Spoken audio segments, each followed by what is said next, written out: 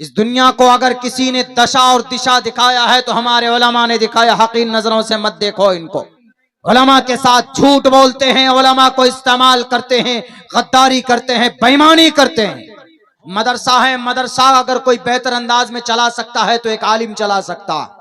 गांव समाज के बुद्धिजीवी लोगों का सपोर्ट हो सकता है, कमेटी बनाकर उनकी सहयोग और उनकी मदद ली जा सकती। लेकिन उसकी तालीम का निजाम बंदोबस्त अगर कोई कर सकता है तो एक आलिम दीन कर सकता है, एक हाफिज कुरान, कारी कुरान कर सकता है। और सुन लो, तुम सिर्फ एक सियासी जमात हो, कौम और समाज का दर्द तुम्हारे अंदर नहीं है। कौम और समाज का दर्द होता आलिम दीन को परेशान नहीं करते। और हमारे पूर्वज ने जो जमीन दान किए, भारत की धरती में 9.5 लाख एकड़ जमीन है। 9 लाख 9.5 लाख एकड़ धरती जो वक्फ की हुई है, जो दान की हुई। आप कहते हैं कि दान नहीं है कुरान में। अरे कुरान में तो है ही, आपके गीता में भी है। दातव्यमितियद्यानम दीयते नुपकारिने। चूंकि बात कुरान की चल रही है तो इसीलिए हम ये बात वाज़ेह कर देना मुनासिब समझते हैं। बहुत लोग कहते हैं कि ये कुरान सिर्फ मुसलमानों के लिए, सिर्फ मुसलमानों के लिए नहीं। भले ही 1500 साढ़े 1400 साल पहले कुरान उतरा है, लेकिन इस कुरान के अंदर वो तमाम तर मज़ामीन हैं जो हजरत आदम अलैहिस्सलातु वस्सलाम से लेकर मोहम्मद रसूलुल्लाह सल्लल्लाहु अलैहि वसल्लम के ज़माने तक जो वाक़यात हुए, जो तारीखें रकम की गई, उनमें से अक्सर वाक़यात के तरफ इशारा कुरान करीम के अंदर मौजूद है। अल्लाह तबारक व तआला ने किया। इसीलिए हम पूरी दुनिया को ये दावत देते, दुनिया के लोगों, अगर इस दुनिया की तारीख जाननी है, अगर इस दुनिया के ऊपर तहकीक और रिसर्च करना है तो कुरान से बेहतर दुनिया के अंदर कोई किताब नहीं। तारीख इब्न खुल्दून पढ़िए, तारीख फरिश्ता पढ़िए, तारीख इब्न हिशाम पढ़िए। दस्तार बांधी गई और अल्लाह के नजर में इनका मकाम और मर्तबा वो है जिसका हम अंदाजा नहीं लगा सकते, मरने के बाद ही पता चल सकता है। अल्लाह के नबी की हदीस है, तिर्मिजी शरीफ की एक हदीस है, अगरचे सनदन यह हदीस ज़ईफ है मगर फजीलत पेश की जा सकती है। फजीलत बयान करने के लिए हम इस हदीस को पेश करते हैं। अल्लाह के नबी अलैहिस्सलातु वस्सलाम का फरमान है कि जब कोई हाफिज कुरान, एक हाफिज कुरान कल क़यामत में हश्र के मैदान में 10 ऐसे आदमियों को अपने साथ जन्नत में लेकर जाएगा जिन पर जहन्नम वाजिब हो चुकी होगी। ये एक हाफिज कुरान का मकाम और मर्तबा होगा। हालांकि हश्र के मैदान में हर इंसान नफसी नफसी के आलम में होगा, कोई किसी का पुरसान हाल नहीं होगा। अल्लाह का कुरान कहता है, यौम यफिर्रुल मर्उ मिन अखीही व उम्मिही व अबीही व साहिबतिही व बनी लिकुल्लि इम्रिइम मिनहुम यौमइदिन शअनुन युगनी। अल्लाह तबारक व तआला फरमाता है कि उस दिन कोई रिश्तेदार, कोई भाई, कोई बाप, कोई बीवी, कोई बेटा, किसी का कोई काम नहीं आएगा। हत्ता के अगर माँ को एक नेकी की जरूरत पड़ जाएगी, सामने बेटा होगा और बेटी अपने दूध की दुहाई देगी कि बेटे मैंने तुझको 9 महीने अपने पेट में रखा और 2 साल तक मैंने तुम्हें दूध पिलाया है, मुझे एक नेकी की सिर्फ जरूरत है, तू मुझे दे दे, मैं जन्नत चली जाऊंगी। बेटा मुंह फेर कर चला जाएगा मगर एक भी नेकी देने से कतराएगा। ऐसे माहौल में, ऐसे परेशानी के आलम में इंसान अपने गुनाहों के उसमें डूबा हुआ होगा, पसीने में डूबा हुआ होगा। आदमी मादरजात नंगा होगा हश्र के मैदान में। अम्मा आयशा सिद्दीक़ा फरमाती हैं, अल्लाह के नबी ने जब फरमाया तो अम्मा आयशा ने पूछा, या अल्लाह के नबी, हश्र के मैदान में जब आदमी नंगे होंगे एक दूसरे को कैसे देखेंगे, शर्म आएगी वहां पर। तो अल्लाह के नबी अलैहिस्सलाम ने फरमाया कि आयशा, वहां आदमी को अपने पैर के अंगूठे की तरफ देखने की भी फुर्सत नहीं होगी। कोई इंसान अपनी पूरी बॉडी भी नहीं देख पाएगा, दूसरे को देखना तो दूर की बात है। हालत इतने खराब वहां पर लोगों के होंगे। तो ऐसे माहौल में और ऐसी परेशानी के आलम में एक हाफिज कुरान का मकाम व मर्तबा देखिए। आजकल अगर कोई सीएम पीएम कोई एमपी एमएलए बन जाए तो लोग उनको बहुत ज्यादा सम्मान देते हैं कि नहीं, ये तो विधायक जी हैं, एमएलए साहब हैं, ये एमपी साहब हैं, ये डीएम साहब हैं, एसपी साहब हैं, मिनिस्टर साहब हैं। उनके लिए बड़े इंतजामात करते हैं हम लोग, मगर कुछ नहीं। In the sight of Allah Almighty, Allah के नजर में कुछ नहीं है। ये अल्लाह के नजर में वही बड़ा है जिसकी फजीलत अल्लाह के नबी अलैहिस्सलाम ने पेश की है, और अल्लाह का जो ये कुरान जिसके सीने में है। इतना मकाम व मर्तबा कल क़यामत में है। दुनिया के अंदर कोई माए का लाल, किसी को अल्लाह ने ये पावर नहीं दी जो पावर अल्लाह ने एक हाफिज कुरान को दिया हुआ है। वहां पर एक तरफ सब, एक तरफ बड़े बड़े उद्योगपति, बड़े बड़े दौलतमंद, बड़े बड़ी फैक्ट्रियों के सीईओज और उनके मैनेजिंग डायरेक्टर्स, उनके ऑनर्स, सारे लोग एक तरफ। हाय हाय, किसी की कोई वहां पर नहीं चलेगी। वहां सिर्फ किसी का मकाम और मर्तबा बुलंद होगा और किसी को अल्लाह पावर देगा कि खुद भी जन्नत में जाओ और अपने साथ 10 आदमी को ऐसे जिस पर जहन्नम वाजिब हो चुकी है उनको जन्नत में लेकर जाओ। ये पावर अल्लाह ने अगर किसी को दिया है तो एक हाफिज कुरान को दिया है। तो ये मकाम और मर्तबा है। दुनिया की सारी चीजें अलग, कोई मकाम और मर्तबा नहीं। लोग तो दुनिया को ही सब कुछ समझ बैठते हैं, एक दूसरे को परेशान करते हैं, झूठे वादे करते हैं, बेवकूफ बनाते हैं। पिछले 1 महीने में मेरे साथ क्या हुआ है आप अंदाजा नहीं लगा सकते हैं। मैं बताऊंगा, अपनी ही बात में मैं बताऊंगा। इसीलिए कि दुनिया के अंदर भी और आखिरत में भी अगर किसी चीज की पहचान है, कोई काम आ सकता है, तो आपको आपकी यही तालीम और आपका यही कुरान जिससे आप मोहब्बत करते।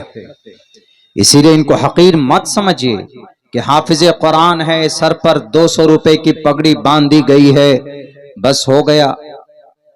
दुनिया की नजर में इसको आप कम इज्जत दोगे तो तुम्हारी इज्जत कम देने से इनका मकाम और मर्तबा कम नहीं होगा।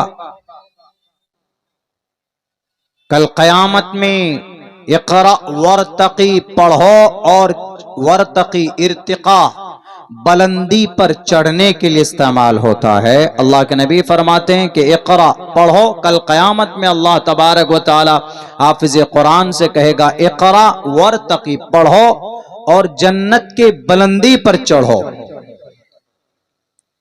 किसी एमएलए के लिए है ये जुमला? नहीं, ओनली फॉर हाफिज कुरान। अल्हम्दुलिल्लाह, I am proud to be a hafiz. मैं भी एक हाफिज हूं, मुझे इस बात पर गर्व है। मैं हाफिज हूं, मुझे इस बात पर फख्र है। नहीं चाहिए दुनिया की ताकत, दुनिया की दौलत, दुनिया की कुर्सी। अब्दुल्ला सालिम 9 साल तक एक मिशन में जुड़ा था, मकसद था लोगों की खिदमत करना। लेकिन पता चला वहां पर डाकू बैठते हैं, पता चला वहां पर बेईमान बैठते हैं, पता चला कि कौम को बेचने वाले सौदागर बैठते हैं। उसी दिन हमने उस प्लेटफॉर्म को खैराबाद कहकर अपना रास्ता अलग किया। हम कभी भी झूठ के सामने झुक नहीं सकते। होगी सियासत दुनिया की नजर में बहुत मकाम और मर्तबा होगा तुम्हारी नजर में, लेकिन मेरे सामने में, मेरे पैर के नीचे तुम्हारी ये झूठी सियासत। अल्लाह ने 11 साल की उम्र में इस नाचीज के सीने को कुरान की हिफाजत के लिए चुना था। 11 साल की उम्र में अल्हम्दुलिल्लाह मैं हाफिज कुरान बना। सन 2011 में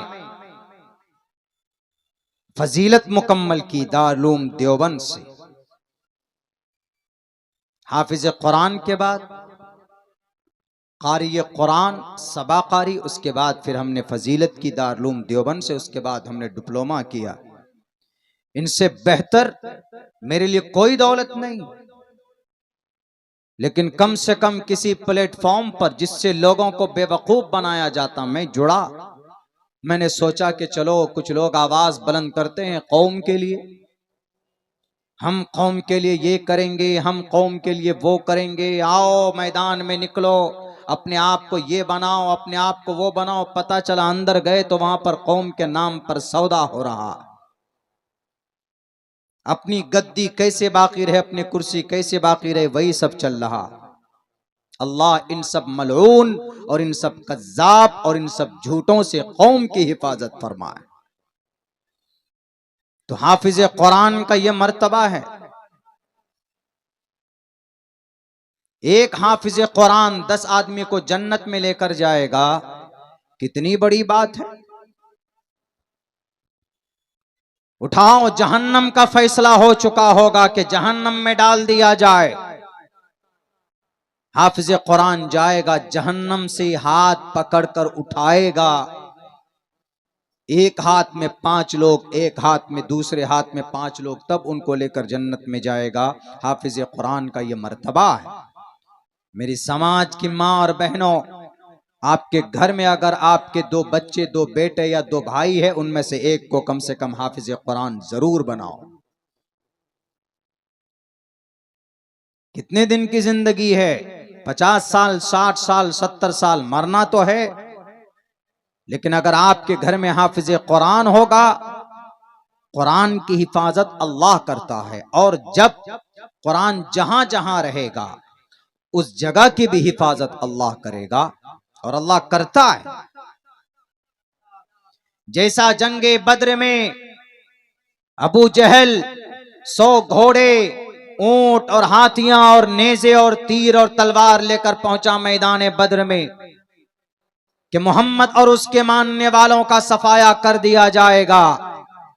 आज के बाद कोई अल्लाह का नाम लेने वाला नहीं होगा।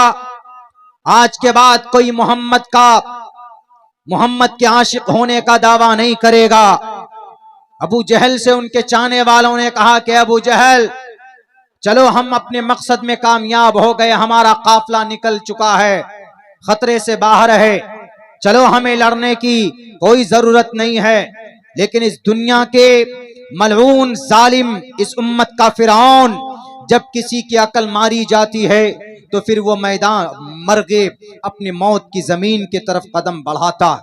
उस अबू जहल ने कहा कि नहीं, हम मुकाबला करेंगे, हमारे पास तीर है, हमारे पास तलवार है, हमारे पास ऊंट है, हमारे पास घोड़े हैं, हमारे पास 1000 नौजवानों के लश्कर जर्रार है, हम मुकाबला करेंगे, हम मोहम्मद और उसके चाहने वालों का खात्मा करेंगे। मैदान बद्र में पहुंचते हैं, तकरीबन 130 किलोमीटर की दूरी पर मदीने से मैदान बद्र है। बद्र की वो जगह है जहां पर यह अबू जहल पहुंचता है, अपने लाओ लश्कर को लेकर पहले पहुंच जाता है। जगह बेहतर ढूंढ कर वहां पर काबिज होता है। अल्लाह के नबी और उनके सहाबा बाद में पहुंचते हैं। अल्लाह के नबी के पास उनके साथ कितने लोग थे? 313। अल्लाह के नबी पीछे नहीं हटे, मुकाबला करेंगे। ए अबू जहल, अगर तू झूठा है तो सच्चाई से मुकाबला करूंगा।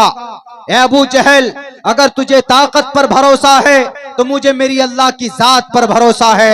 ए अबू जहल, अगर तुझे अपने घोड़ों और इन तीर तफंग और लाओ लश्कर पर ताकत है, मुझे अल्लाह की गैबी नुसरत पर यकीन है। हस्बुनल्लाहु व निअमल वकील। मैदान में पहुंचते हैं और आपको पता है उस मैदान बद्र में इस उम्मत का फिरौन अबू जहल का खात्मा कोई पहलवान नहीं करता है, बल्कि 2 मासूम बच्चे, एक की उम्र 13 साल, एक की उम्र 14 साल, मुआज एंड मुअव्विस, इनकी तलवार से इस उम्मत का फिरौन अबू जहल का खात्मा किया जाता है।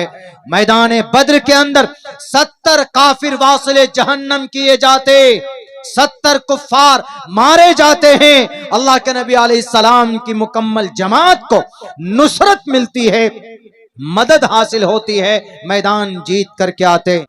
कुरान की ताकत सिर्फ सहाबा के जमाने में नहीं देखी गई, आज भी देखी जा सकती है। शर्त यह है कि उस धड़कन के साथ, उस तड़प के साथ इस कुरान को कोई सीने से लगाए तो सही, इस कुरान को कोई आबाद तो करे। आज भी इंशाअल्लाह इस कुरान करीम के अंदर सिर्फ मुसलमानों के लिए नहीं, हिंदू के लिए पैगाम। कुरान में सबसे पहला पैगाम क्या है पता है? कि बे अल्लाह को एक मानो। सबसे पहला पैगाम यही है कुरान में, कुल हुवल्लाहु अहद, कही अल्लाह एक है, अल्लाह के अलावा कोई माबूद नहीं। वेदों में कहा गया अंदंतमः प्रियोशंति असंभवति मुपास्ति ततु भूयै व्योति तमोयु संभोति आम्रता इन्नल्लाह ला यगफिरु अन युशरक बिही व यगफिरु मा दून ज़ालिका लिमन यशा।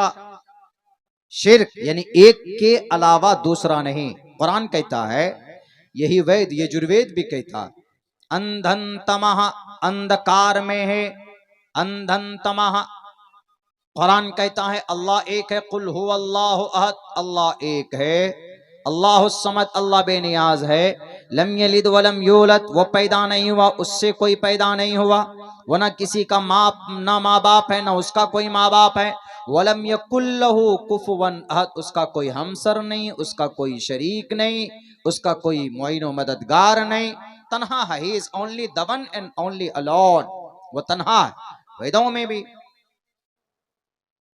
खुले लफ्जों में सईशा एक एक विरदैक एव एक एवनस्मयो विक्ष वीडिया, परमात्मा एक है। कुरान का दूसरा ऑर्डर क्या है? नमाज पढ़िए। पहले अल्लाह को एक मानिए, उसके बाद दूसरा ऑर्डर क्या है? नमाज पढ़िए। अकीमुस्सला, नमाज अदा कीजिए। वो अलग बात है कि मुसलमान नहीं पढ़ता, कम नमाज पढ़ता है, 25% 30% मुसलमान नमाज पढ़ते, कहीं कहीं पर 40% नमाज पढ़ते। नमाज टू ऑफर सला 5 times a day, it's great and compulsory, necessary for every Muslim. If you want to be a complete Muslim, आप अगर सच्चा मुसलमान बनना चाहते हैं तो आपके लिए जरूरी है नमाज अदा करना। Because Allah clearly said in the holy Quran, Allah ने साफ लफ्जों में कुरान में कहा है अकीमुस्सला, नमाज कायम करो। ईमान के बाद, अल्लाह को एक मानने के बाद दूसरे नंबर पर है नमाज अदा करना। वेदों में भी है पथमादारका जीवा दियो दिदियन मुजियते तृतीयानन को डला कार्य चतुर्तर देव चंद्र का पंचम विनदो संयुक्ता। एक्सप्लेन नहीं करूंगा, सिर्फ इतना कहूंगा कि जैसे हम लोग नमाज पढ़ते हैं, सीधे खड़े होते हैं, तकबीर तहरीमा क़याम यानी सीधा खड़ा होना फर्ज है, जरूरी है, सीधा खड़ा होना जरूरी है अगर कोई उज्र ना हो तो।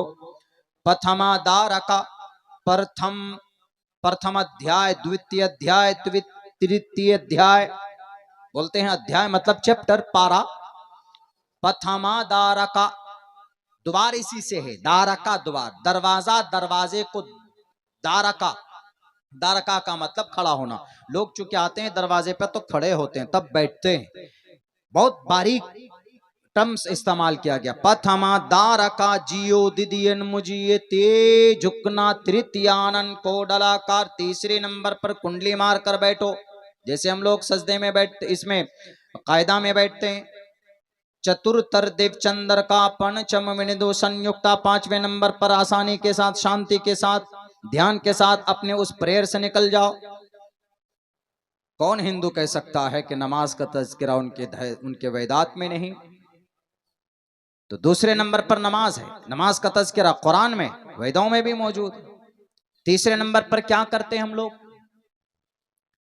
रोजा रखते, to keep fast in the month, in the holy month of Ramzan, the whole month, keep fast, रोजा रखना कुरान का ऑर्डर है। कुतिबा अलैकुमुस्सियाम कमा कुतिबा अलल लदीन मिन क़ब्लिकुम लअल्लकुम तत्तक़ून। और ये भूखा इसलिए रखा जाता है कि रमजान, रमजा, रमज के माने आते हैं जलाने के। इंसान 11 महीना गुनाह करता है तो उस गुनाह के बाद इंसान का दिल, इंसान के अंदर बहुत ज्यादा गंदगी जब भर जाती, तो इसीलिए रमजान के महीने में रोजे रखे जाते हैं। तो रमजान का जैसे लकड़ी को आग जलाकर राख कर देती है, ऐसे ही रमजान के रोजे इंसानों के गुनाहों को राख बना देती। जब इंसान के गुनाह धुल जाते हैं तो फिर क्या होता है, पाक हो जाता है। और इसका मकसद ही, रोजे का मकसद ही पाक करना होता है। कुतिबा अलैकुमुस्सियाम कमा कुतिबा अलल्लज़ीना मिन क़ब्लिकुम लअल्लकुम तत्तक़ून, ताकि तुम्हारे अंदर तक़वा पैदा हो। भूखा रखना मकसूद नहीं, भूखा नहीं रखा जाता, कोई मकसद नहीं है भूखा रखने का, आपको जान से मारने का। कम खाना अच्छी आदत है, कम खाना। मौलाना कासिम नानोतवी पंडित दयानंद सरस्वती जी से जब एक मुनाजरा हुआ था, तो बात यह आई थी कम और ज्यादा खाने की। पंडित दयानंद सरस्वती ने कहा कि इस पर रख लो मुनाजरा। मुनाजरा किसी भी बात पर उस जमाने के अंदर रख लिया करते थे। आज तो मुनाजरे का जमाना नहीं है, आज तो वो दौर खत्म हो चुका है। तो हजरत मौलाना ने कहा कि ज्यादा कौन खाता है, ज्यादा जानवर खाता, भैंस ज्यादा खाता है, कम कौन खाता है। कम खाना अच्छी सिफत है। चलो बंद कर दो रूम में, कमरे में, 2 दिन के अंदर पंडित दयानंद सरस्वती की लाश निकलेगी। और मुझे 2 दिन नहीं 2 महीने भूखे रख दो, सिर्फ पर पानी दे दो, मैं पानी पर इक्तिफा कर लूंगा। भूखा रहने से डायबिटीज, कैंसर, लीवर का सिस्टम ठीक होता है। डॉक्टर कहता है कम खाओ। बहरकैफ चलिए, रोजे का तज़किरा है, रोजे का तज़किरा शास्त्रों में भी है। अंशवंता सत्पतिर्मा मही मैगावा चैतिष्ठो असुरो मगोना त्रिविष्णु अग्निदशाभि सहस्त्रार वैश्वानरः। नशीले पदार्थ को इस्तेमाल मत करो, कम से कम खाना खाओ, व्रत रखो। वेदों में मौजूद जो बातें कुरान में, वेदों में मौजूद। ज़कात देते हैं हम लोग, ज़कात देना कुरान में है, अकीमुस्सलात व आतुज़ ज़कात। वेदों में है, गीता में है, दातव्यमिति यद्यानम दीयते नुपकारिणे देशे काले च पात्रे च तद्दानम सात्विकम स्मृतम। इसी से हमने वक्फ की दलील पेश की थी। हिंदू भाई कहते थे कि वक्फ की दलील आपके कुरान में नहीं है। कुरान में कहाँ है वक्फ, बताइए। लफ्ज वक्फ कुरान में नहीं है, लेकिन दान तो है कुरान में, दान तो है कुरान में, खर्च तो है कुरान में। अल्लाह के कुरान में कहा गया, लन तनालुल बिर्र हत्ता तुनफिकू मिम्मा तुहिब्बून, अपनी पसंदीदा चीज में से खर्च करो। और इसी खर्च करने को सदका और ज़कात कहा गया है। अलिफ लाम मीम ज़ालिकल किताबु ला रैब फीहि हुदल लिल मुत्तकीन अल्लज़ीना युमिनूना बिल गैबि व युकीमूनस सलाता व मिम्मा रज़क़नाहुम युनफिकून। वो अपने रिज्क में से खर्च करने वाले हैं, खर्च करते हैं। कुरान में भी है और गीता में भी है, सदका करना, ज़कात देना। हिंदू भाई, आप जो दान करते हो उसी दान को ज़कात बोलते हैं अरबी में, उसी दान को सदका बोल देते हैं हम लोग। और उसी दान को आपकी हिंदी लैंग्वेज में दान बोल देते हैं, और संस्कृत के अंदर में दातव्यमिति यद्यानम दीयते नुपकारिणे देशे काले च पात्रे च तद्दानम सात्विकम स्मृतम। समाज में चाहिए लोगों को दान करे। अगर कोई किसी गरीब को खिला रहा है तो दान करना है, अगर कोई किसी गरीब को पैसों से मदद कर रहा है तो दान होगा, अगर कोई आदमी किसी जरूरतमंद की जरूरत पूरी कर रहा है तो वो भी दान है, अगर कोई किसी को कपड़ा दे रहा है तो वो भी दान। और हमारे पूर्वज ने जो जमीन दान किए, भारत की धरती में 9.5 लाख एकड़ जमीन है, 9 लाख 9.5 लाख एकड़ धरती जो वक्फ की हुई है, जो दान की हुई। आप कहते हैं कि दान नहीं है कुरान में, अरे कुरान में तो है ही, आपके गीता में भी है। दातव्यमिति यद्यानम दीयते नुपकारिने। चूंकि बात कुरान की चल रही है तो इसीलिए हम ये बात वाज़े कर देना मुनासिब समझते हैं। बहुत लोग कहते हैं कि ये कुरान सिर्फ मुसलमानों के लिए, सिर्फ मुसलमानों के लिए नहीं। भले ही 1500 साढ़े 1400 साल पहले कुरान उतरा है, लेकिन इस कुरान के अंदर वो तमाम तर मज़ामीन हैं जो हज़रत आदम अलैहिस्सलातु वस्सलाम से लेकर मोहम्मद रसूलुल्लाह सल्लल्लाहु अलैहि वसल्लम के ज़माने तक जो वाक़यात हुए, जो तारीखें रकम की गई, उनमें से अक्सर वाक़यात के तरफ इशारा कुरान करीम के अंदर मौजूद है, अल्लाह तबारक व तआला ने किया। इसीलिए हम पूरी दुनिया को ये दावत देते, ए दुनिया के लोगों, अगर इस दुनिया की तारीख जाननी है, अगर इस दुनिया के ऊपर तहकीक और रिसर्च करना है, तो कुरान से बेहतर दुनिया के अंदर कोई किताब नहीं। तारीख इब्न खुल्दून पढ़िए, तारीख फरिश्ता पढ़िए, तारीख इब्न हिशाम पढ़िए, सीरत के ऊपर है।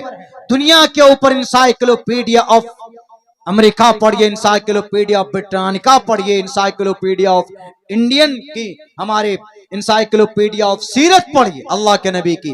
दुनिया के ऊपर तारीखी किताबें बहुत सारी, लेकिन कुरान करीम से ज्यादा बेहतर रहनुमाई और रहबरी करने वाली किताब आज तक दुनिया के अंदर नहीं लिखी गई।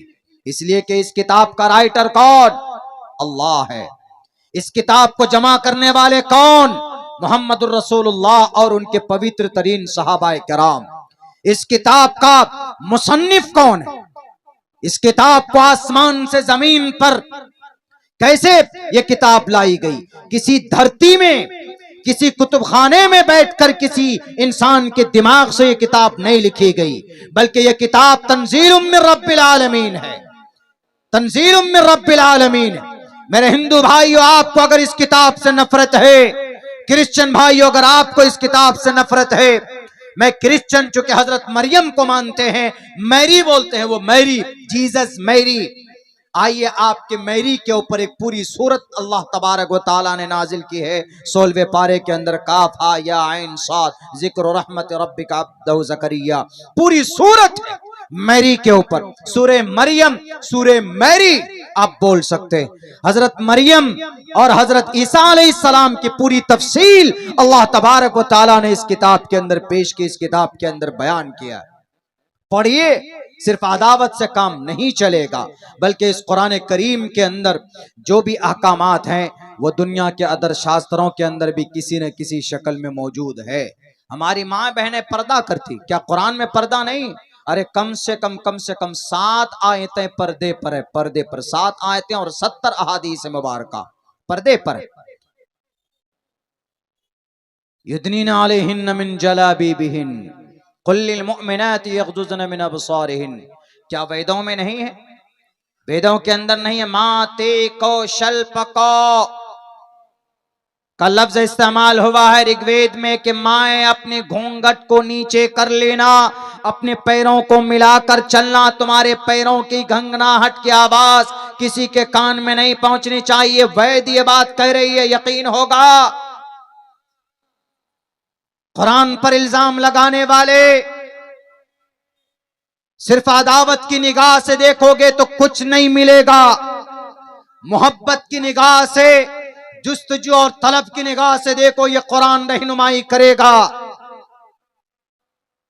यत्र नार्यस्तु पूजन्ते रमन्ते तत्र देवता तत्र तास्तु न पूजन्ते न रमन्ते न तत्र देवता। औरत के सम्मान में वेदों में बात कही गई। तो मुसलमानों,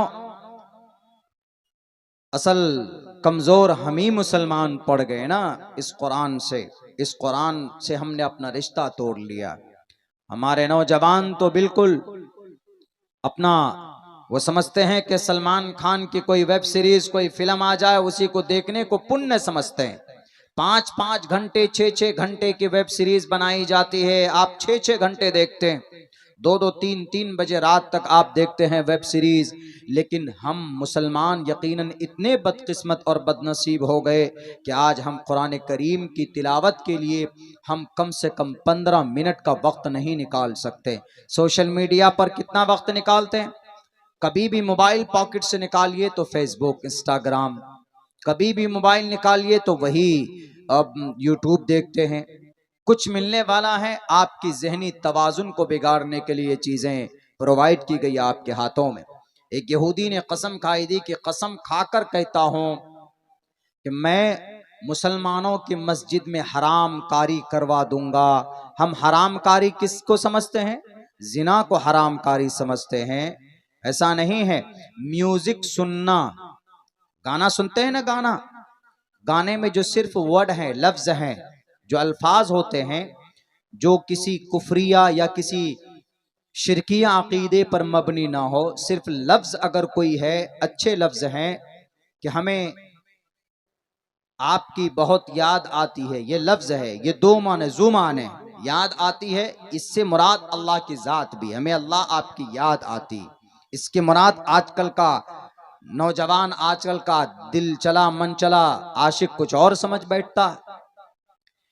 तो ये अगर जुमला, ये लफ्ज है, कोई बोले, कोई गाए अपनी जुबान से, अगर उसकी निस्बत कोई और है तो कोई गुनाह नहीं। लेकिन इसी गाने में म्यूजिक ऐड कर दीजिए। म्यूजिक मतलब वो जो ये साउंड होता, ढोल, और उसमें जो कंपोजिंग होती है, वो चीज ऐड कर दीजिए आप।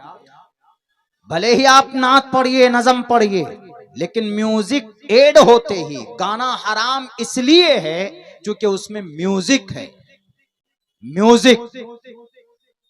और आपको मालूम होगा कि जब शुरू के अंदर में ये मल्टीमीडिया मोबाइल से पहले एक सिंपल मोबाइल, छोटे छोटे नोकिया के और मोटरोला के छोटा पीस होता था, उसमें गाना नहीं बजता था, उसमें म्यूजिक ही बजता था, जिसको हम लोग कॉलर ट्यून बोलते हैं, वही बजता था।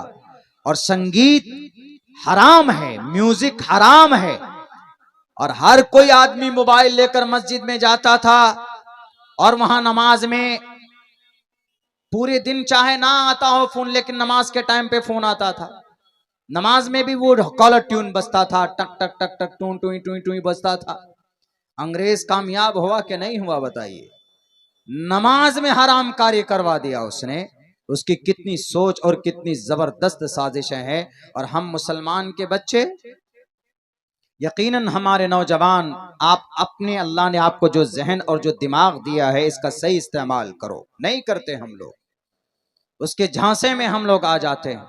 आप पढ़िए, डेली ये तय करो कि हम 5 मिनट कम से कम कुरान करीम की एक लाइन पढ़ेंगे। आपको नहीं पढ़ना आता है तो मौलाना के पास जाओ, आलिम दीन के पास जाओ। इस दुनिया को अगर किसी ने दशा और दिशा दिखाया है तो हमारे उलमा ने दिखाया। हकीर नजरों से मत देखो इनको। जैसे आजकल के कुछ 2 टके के नेता, अपने आप को कौम का रहबर बताने वाला, इनके सामने कौम की रहबरी नहीं, इनके सामने गांधी की तस्वीर वाली नोट रहबरी करती। कौम का कोई दर्द नहीं। उलमा के साथ झूठ बोलते हैं, उलमा को इस्तेमाल करते हैं, गद्दारी करते हैं, बेईमानी करते हैं। 9 साल से मैं एक प्लेटफॉर्म पे जुड़ा था जिसका नाम हजरत ने लिया। कोई इलाका ऐसा नहीं होगा कि जहां पर जाकर मैंने उनकी आवाज बुलंद न की हो। लेकिन अभी मेरा कोई रिश्ता नहीं है, मैंने इस्तीफा दे दिया है। क्यों पता है आपको? इसलिए इस्तीफा दे दिया कि नजरों के सामने एक झूठ बोलने वाला, एक गलत आदमी, समाज जिसको पसंद न करता हो, एक ऐसे आदमी की हिमायत के लिए मुझसे कहा गया। मैंने कहा कि ऐसी सियासत को 5 मरतबा क्या 500 मरतबा अपने कदमों के नीचे रौंद दूंगा, जिसके अंदर अगर किसी गलत की ताईद की बात की जाएगी तो कभी भी ईमान और कभी भी अपनी शरीयत से कॉम्प्रोमाइज नहीं करेगा। अब्दुल्ला, एक गरीब के बच्चे को सामने लाओ, सर पर बैठाकर उसके लिए, उसकी जीत के लिए काम करेगा। और हां, मैंने अपनी दावेदारी इसलिए पेश की कि मैं उन तमाम में बेहतर था। क्यों बेहतर था? क्योंकि हमने 9 साल तक उस जमीन को एक जरखेज खेत में तब्दील किया था। और हजरत यूसुफ अलैहिस्सलाम का वाकया पता है? जब कहीं पर अगर आपको यह मालूम हो, दिखे कि मैं इस काम को सबसे बेहतर अंदाज में कर सकता हूं, मदरसा है, मदरसा अगर कोई बेहतर अंदाज में चला सकता है तो एक आलिम चला सकता। गांव समाज के बुद्धिजीवी लोगों का सपोर्ट हो सकता है, कमेटी बनाकर उनकी सहयोग और उनकी मदद ली जा सकती, लेकिन उसकी तालीम का निजाम बंदोबस्त अगर कोई कर सकता है तो एक आलिम दीन कर सकता है, एक हाफिज कुरान कारी कुरान कर सकता है। इसलिए कि हर फील्ड का आदमी अलग होता। अगर कोई मास्टरी लाइन का आदमी है तो मास्टर जो होगा वो अपने स्कूल का सिलेबस जितने बेहतर ढंग में बना सकता है तो वो एक आलिम दीन शायद ना मुकम्मल कर पाए उनके तमाम लवाजमात को। मैंने कहा कि मैं रहनुमाई कर सकता हूं, मैं रहबरी कर सकता हूं, और अगर 2, 3, 4, 5 करोड़ रुपए खर्च होंगे तो अब्दुल्ला पीछे नहीं हटेगा। आप मुझे मौका दो जनाब।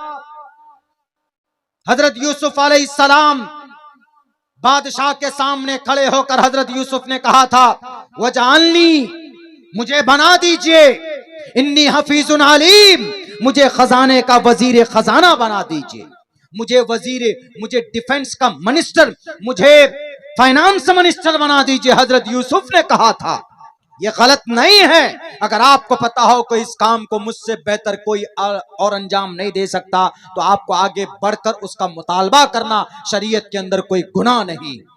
इसीलिए मैंने कहा कि जो शराबी 25 साल 30 साल से जिन्होंने लोगों को लूटा है, उनके सामने में अगर मुझे अगर मौका दिया जाए तो इंशाअल्लाह जिनसे लोग परेशान हैं, जिन्होंने लोगों के सरकारी हुकूक सल्ब कर लिए, जिन्होंने बंदूक के नोक पर लोगों को डराया है, मैं इस कौम को आजाद करना चाहता हूं। उनके डर और खौफ से हमें मौका दिया जाए।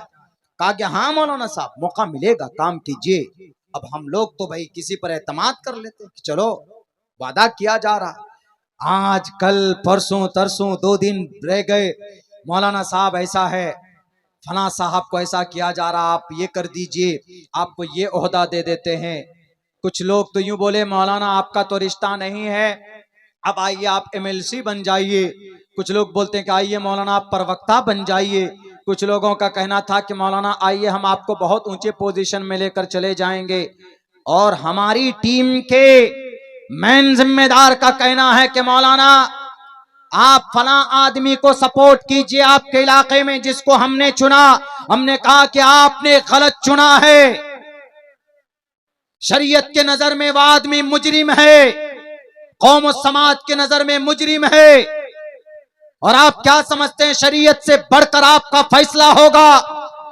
सुन लो दुनिया के तमाम डुप्लीकेट नेताओं, तुम्हारी ऐसी 100 सियासी जमात को अब्दुल्ला लात मार देगा जो शरीयत के खिलाफ काम करेगा, जिसमें शरीयत की रियायत नहीं, टोपी और दाढ़ी पहनकर शरीयत का नाम लेकर लोगों को बेवकूफ बनाने वाले, अल्लाह तुम्हें कैफरे किरदार तक पहुंचाएगा। शरीयत का गलत इस्तेमाल मत करो।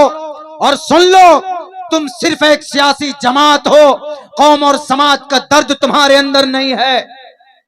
कौम और समाज का दर्द होता आलिम दीन को परेशान नहीं करते। कौम और समाज का दर्द होता तो करोड़ों रुपए की खरीदो फरोख्त में तुमने ईमान का सौदा किया, लोगों के अकीदे का सौदा किया। इसीलिए कौम और समाज के अंदर शरीयत से बढ़कर हमारी जिंदगी के अंदर शरीयत से कीमती चीज कुछ भी नहीं है। शरीयत है तो हम हैं, शरीयत नहीं है तो फिर हमारा जिंदा रहने का कोई मकसद और कोई जिंदगी गुजारने का कोई फायदा नहीं। इसीलिए मेरे भाइयों, मेरे साथियों, बहुत मौका गनीमत है, अब भी वक्त है। यानी सेम अभी हाल ही में, ये तो अभी का मामला है, अब से कुछ महीना पहले की बात, शायद तारीख आपको मालूम है, तबलीगी जमात के साथ में जो हादसा पेश आया था, जो वाकया पेश आया था, गालिबन मौलाना यूसुफ अलैहिर्रहमा के ज़माने में पानीपत के इलाके में आज भी बहुत ज़्यादा, उधर राजस्थान के इलाके में बॉर्डर साइड में जाएंगे, आज भी बहुत ज़्यादा जिहालत है। मैं राजस्थान में एक इलाके में गया तो वहाँ पर एक जगह पर एक घर में तकरीबन 100 किलोमीटर दूरी पे शहर से एक बस्ती है, वहाँ पर बुलाया गया। हम लोग गए, वहाँ पर देखा हमने एक तरफ कुरान रखा हुआ, वहीं पर गणेश जी की मूर्ति रखी हुई।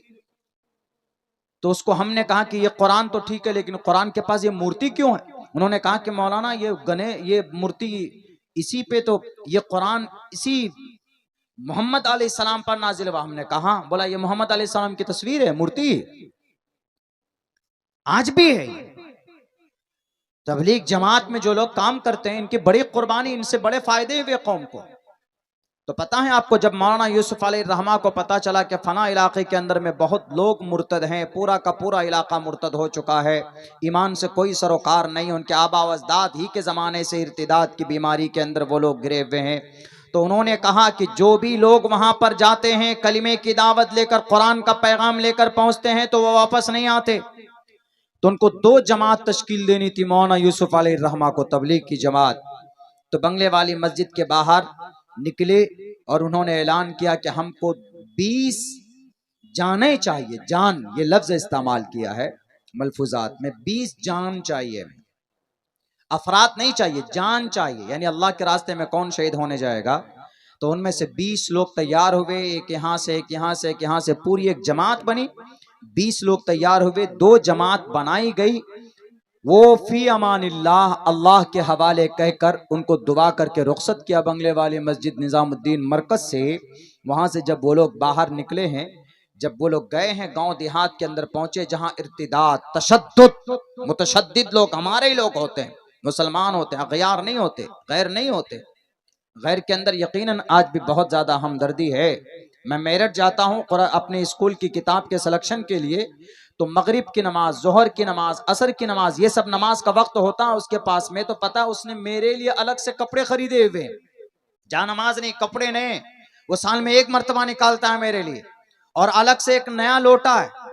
जब भी मैं जाता हूं तो बेहतर एहतराम से पेश आता है, और फिर वो उसी लोटे में पानी देता है, वजू कीजिए, और अलग से एक जगह स्पेशल है कोने में, हमको कहता है कि मौलाना ये आप ही के लिए, आप साल में 1 मरतबा जब आते हैं उसी दिन के लिए है, आज ही के लिए आप रखिए, नमाज पढ़िए। बताइए, इतना एहतराम और इतना, अगयार के अंदर इतने तशद्दुद नहीं है। हाँ, कुछ लोग हैं जिनके दिलों के अंदर में इंजेक्शन डाल डाल कर नफरत की सुई चुभो चुभो कर उनके दिल में नफरत भरी गई।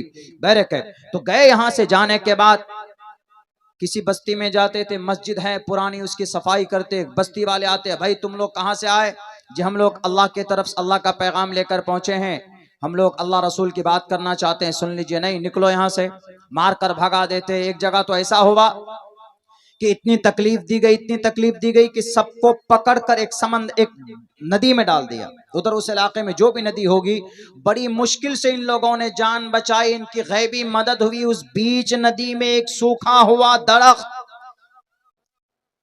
वहां पर उनको नजर आया, वहां पर उसकी टहनी और शाख पकड़ पकड़ कर पूरी रात गुजारी। ईशा के वक्त की बात थी, फजर तक रहे, अल्लाह के तरफ से नुसरत हुई, वरना बीच नदी में कहां से कोई दरख्त मिलेगा। वहां से फिर निकले वो लोग, फिर अपने मिशन पर अगले लोग निकल गए।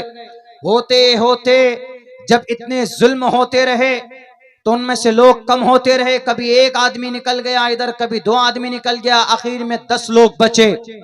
10 लोग वहां से निकल गए, जुल्म को बर्दाश्त नहीं कर पाए, तो फाइनली एक जबरदस्त बस्ती में पहुंचे। वहां पर जो मुसलमान मुर्तद हुए थे वो सिख बन गए थे, और सिख धर्म का बानी गुरु गोविंद सिंह और गुरु नानक है। असल में गुरु गोविंद लास्ट वाला गुरु है इनका, गुरु नानक सबसे पहला वाला गुरु, और ये गुरु नानक निकला है इस्लाम धर्म, ये हिंदू धर्म से, हिंदू से निकला हुआ है, हिंदू से ही इन्होंने सिख धर्म को बनाया है। वेद को, ऋग्वेद, यजुर्वेद, सामवेद, अथर्ववेद से अलग हटकर इन्होंने अपनी एक ग्रंथ बनाई है, अपनी एक अलग किताब और एक अलग सिस्टम और निजाम बनाया। इन्होंने अपना एक अलग अलग कलिमा बनाया, उसका हिंदुओं सिखों का कलिमा है कि एक ओंकारा सतनाम करता भिरुत नरवु नरवीर अकाल मूरत अजवनी से भुंगुर परसाती। ये पढ़ा जाता इनके गोल्डन टेम्पल में, अमृतसर के अंदर में हमेशा ये पढ़ा जाता। ये इसको ये सूत्र मानते। बैरकैफ जब 10 लोग बचे, एक बस्ती में गए, तो बस्ती वालों ने कहा अच्छा फिर आप लोग आ गए, हमें खबर मिली थी कि आप लोग आसपास के बस्ती में घूम रहे हैं और हम लोगों के दीन को और हम लोगों की शरीयत को, हम लोगों के आबा अजदाद की दीन को आप लोग गलत बताते। ठीक है, हम आपका इलाज करेंगे। उन्होंने कहा कि हमें हमारी बात रखने दीजिए, हमारी बात सुन लीजिए, उसके बाद जो करना हो आप लोगों को कीजिएगा। तो उन्होंने कहा कि ठीक है। ईशा की नमाज का वक्त हुआ। ईशा की नमाज में जब वो लोग सब जमात बांधकर नमाज पढ़ने लगे, सब बंदी हुई। जब वो लोग रुकू में गए, सजदे में गए, तो पीछे से उन्होंने गोलियों से फायरिंग की, सबकी पीठ पर, किसी की टखन पैर में, यानी कम से कम एक एक आदमी को 5-5, 6-6 गोली चलाई गई। गोली मार कर चले गए वो लोग, गोली चलाने वाले। कुछ ऐसे भी कट्टर और पत्थर जालिम होते हैं। ताइफ के मैदान में भी अल्लाह के नबी के सर पर पत्थर की बारिश की गई थी। कौन थे वो? पागल थे। आज भी मैंने अपने इस पोजीशन से इस्तीफा दिया तो लोग कहते हैं कि मौलाना को टिकट नहीं मिला तो मौलाना ने रिश्ता तोड़ लिया। टिकट न मिलने की वजह से नहीं, मैंने कहा था कि बिहार के सदर साहब, आप किसी गरीब ईमानदार बच्चे को टिकट एक कार्यकर्ता को दे दीजिए, अब्दुल्ला सर पर उठाकर उसको लोगों के बीच जाकर वोट मांगेगा। लेकिन अगर एक शराबी, एक लुटेरा और एक गलत आदमी के लिए अगर आप बोलोगे तो हमारी शरीयत इसकी इजाजत नहीं देती। तावनु अलल बिर्रि वत तक़वा वला तावनु अलल इस्मि वल उद्वान। कहते हैं कि नहीं, उल्टी पुल्टी बातें लिखते हैं कि मौलाना का दिमाग खराब हो गया है, मौलाना ऐसा हो गया है, वैसा हो गया है। लाख करो, हमारे सहाबा की ये तारीख है, हमारे अकाबिर की ये तारीख है कि जब वो सीधे रास्ते पर चलते हैं तो उनके ऊपर तानो तशरीह करने वाले, अरे हमारे नबी की जात अक़दस पर पत्थर बरसाने वाले पागल थे, लेकिन कभी भी उन्होंने पलटकर जवाब नहीं दिया। आज भी मेरे खिलाफ अल्फाज इस्तेमाल करने वाले उन नौजवानों से कहना चाहता हूं, अल्लाह बस तुमको हिदायत दे दे। मैंने शरीयत की इत्तिबा करते हुए गलत का साथ छोड़ा है, इसलिए अल्लाह मदद करेगा। और जब कोई अल्लाह के हवाले किसी मैटर मसले को करता है तो अल्लाह की तरफ से नुसरत होती। जब अम्मा आयशा के ऊपर तुहमत लगाई गई तो अम्मा आयशा के तुहमत को अल्लाह के नबी भी शायद समझ रहे थे कि शायद ऐसा हुआ है। जब कोई साथ नहीं था, अबू बकर साथ नहीं थे, अल्लाह के नबी का साथ नहीं था अम्मा आयशा पर, तो अम्मा आयशा ने कहा कि मेरे साथ मैं अल्लाह की जात पर भरोसा करती हूँ। तो अल्लाह के नबी अलैहिस्सलाम की मौजूदगी में अल्लाह ने आसमान से जमीन पर हजरत जिब्राइल को भेजा के जाओ आयशा की पवित्रता को बयान करो। अब्दुल्ला बिन उबय बिन सलूल, जब मोहम्मद ज़ैद बिन अरक़म रज़ी अल्लाह ताला अन्हु ने अल्लाह के नबी को कहा कि अल्लाह के नबी, ये अब्दुल्ला बिन उबय बिन सलूल ये इल्जाम आप पर लगाता है, तो अब्दुल्ला बिन उबय बिन सलूल ने उस छोटे से मासूम से सहाबी को कहा कि ये झूठ बोलता है। अल्लाह के नबी, ये छोटा बच्चा है, इसका एतबार मत कीजिए। लेकिन वो बच्चा सच्चा था, वो छोटे सहाबी थे, उन्होंने कहा कि मुझे गलत मत कहो, मैं बिल्कुल सच्चा हूं। अगर आप लोग नहीं मानते तो मैं अल्लाह की जात पर भरोसा रखता हूं। मेरे भाई, उस मासूम से बच्चे की सदाकत के लिए अल्लाह ने पूरे कुरान करीम के अंदर 28वें पारे के अंदर सूरह मुनाफिकून सूरत नाजिल करती। जब कोई हक के साथ रहता है अल्लाह की तरफ से उसकी मदद होती। अल्लाह के नबी ताइफ के मैदान में हक के साथ थे। आज सरजमीन अरब में सबसे मजबूत ईमान वाला कहीं पाया जाता है तो वो ताइफ का इलाका, वहां के वही लोग हैं जिन्होंने अल्लाह के नबी पर पत्थर बरसाया था, लेकिन अल्लाह के नबी ने उनके लिए दुआएं की थी, अल्लाहुम्मा हदी कौमी फइन्नहुम ला यअलमून।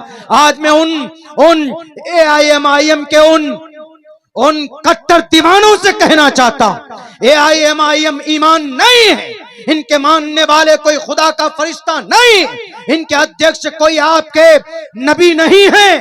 झूठ भी बोल सकते हैं जैसा कि झूठ बोला गया है। आपका वफादार, आपको अगर इतना ही अकीदा है तो आपको कुरान से होना चाहिए, नबी की सुन्नत से होनी चाहिए। इन झूठे जुमलेबाजों के बातों पर अपनी जिंदगी बर्बाद मत करो। मैं तुम्हारे लिए भी वही दुआएं करता हूं जो अल्लाह के नबी ने ताइफ के मैदान में दुआ की थी, अल्लाहुम्मा हदी कौमी फइन्नहुम ला यअलमून। मैं भी आज यही दुआ करता हूं कि इन नौजवानों को अल्लाह सही समझ दे दे। ये अंधे हो चुके, ये कहते हैं कि अगर अल्लाह के बाद कोई रहनुमाई करने वाला है तो इस जमीन पर ये AIMIM है। अल्लाह के बाद कोई हस्ती है तो नबी की हस्ती। अल्लाह के बाद इस जमीन पर अगर कामयाबी कामरानी कहीं मिल सकती है, अल्लाह के नबी के बाद तो सहाबा किराम की जिंदगी, सहाबा किराम के बाद कोई मुकद्दस हस्ती और जमात है तो उलमा किराम की जमात है। कोई सियासी रहनुमा और रहबर हमारा कोई रोल मॉडल नहीं हो सकता। हमारा रोल मॉडल अल्लाह के नबी अलैहिस्सलाम की जात अक़दस है। बहरे कैफ मेरे भाइयों, उनके ऊपर गोलियां चलाई गई।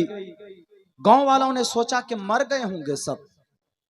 जब गोली लगती है तो पता है वो गोली, उसके अंदर जहर तो नहीं होती, लेकिन वो गोली जब घुसती है किसी इंसान की बॉडी में तो वो नस, जो नस है, बारीक बारीक नस है, उसको डैमेज करती है, जिसकी वजह से ब्लडिंग होती है, खून बहने की वजह से आदमी की मौत होती है। तो जब गोली लगी, 5-5, 6-6, 7-7, 8-8, 10-10 गोलियां बरसाई गई। गांव वालों ने सोचा अब तो सुबह तक आ गएंगे, सुबह हाँ भाई उनके लाशें बांध करके समंदर में डाल देंगे, कुएं में डाल देंगे। पहले जमाने में कुआं हुआ करता था, गांव देहात में कुएं में डाल देंगे। जब सुबह फजर की नमाज के बाद देखे कि ये लोग सब के सब बैठे हुए, देख रहे हैं कि सब लोग बैठे हुए, कोई कुरान की तिलावत कर रहे हैं और कोई उधर तस्बीह पढ़ रहा है, कोई कुछ पढ़ रहा है, किसी की टांग फैली हुई, किसी के हाथ किसी के ऊपर रखी हुई, कोई किसी को वो कपड़े लपेट रहा है। गांव वाले आकर देखकर दंग हो गए। गांव वाले बोरियां लेकर आ रहे थे, कपड़े लेकर, चटाई लेकर आ रहे थे कि उसमें डालकर इन लोगों को लपेट कर उसमें डाल देना है। ताज्जुब में पड़ गए कि ये क्या माजरा है। अरे हमने इतनी गोलियां चलाई लेकिन ये सब के सब जिंदा हैं। मेरे भाइयों, गांव वालों ने क्या कहा कि भाई ये बताओ तुम लोग बचे कैसे? दवाई तो थी नहीं तुम्हारे पास। 5-5 गोली एक एक आदमी को लगे, एक गोली आदमी की जिंदगी खत्म कर देती है, तुम्हारे 5 गोलियां लगी है।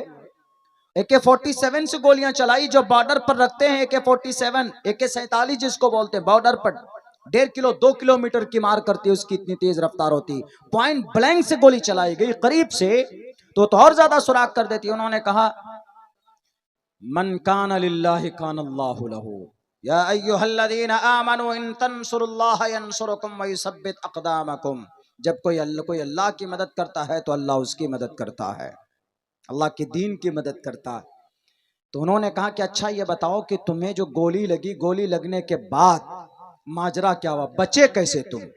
जब अल्लाह किसी को शिफा देना चाहता है ना, तो मट्टी में भी शिफा दे देता, उसको भी जरिया बना देता। उन्होंने कहा हमने कुछ नहीं किया। हमने देखा, हम में से 2-3 साथी को होश आया, उठकर हम बैठे,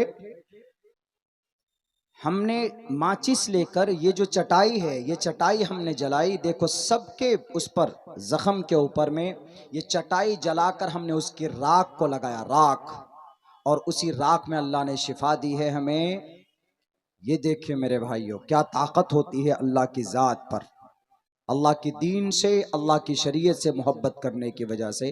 तो फिर पूरी बस्ती वालों ने उसी दिन उसी वक्त झुककर कहा कि क्या पैगाम, कहा कि रुकिए पैगाम बाद में सुनेंगे, पहले पूरी बस्ती से दूध जमा किया गया, दूध, कढ़ाई में दूध जमा किया गया, और जो 10 लोग खून में लथपथ थे उन सबको दूध से नहलाया गया, उनकी बातें सुनी गई, और फिर वो पूरी की पूरी बस्ती के लोगों को अल्लाह ने हिदायत दी, ईमान में दाखिल हुए, पक्के सच्चे नमाजी बने, दीन के दाई बने, और उनके गांव के अंदर आज भी तकरीबन 150 हाफिज कुरान पाया जाता है उस बस्ती के अंदर। है कोई इस तरह का ईमान वाला आज के ज़माने में? मेरे भाइयों, मेरे नौजवानों, आज भी अगर वैसा जज्बा, वैसी तड़प हो हमारे नौजवानों की उसमें, तो अल्लाह तबारक व तआला आज भी ऐसी नुसरत आपके लिए भेज सकता। किसी के लिए दीवाने मत बनो, किसी के लिए पागल मत बनो। वक्त चूँकि बहुत हो चुका है, मुझे भी सुबह सवेरे निकलना है, मुझे कल पहुंचना है, एक लंबा सफ़र है मेरा, महाराष्ट्र पुणे का, वहाँ की कल का प्रोग्राम है, वहाँ हाजिर होना है। इसीलिए मैं यही दुआ करूँगा अल्लाह की ज़ात अक़दस से कि अल्लाह हमारे नौजवानों को सही रास्ते पर ला दे, और हमारे समाज के माँ बहनों को अपने बच्चों के दिलों के अंदर कुरान करीम की मोहब्बत पैदा करने का निज़ाम और सिस्टम भर दे।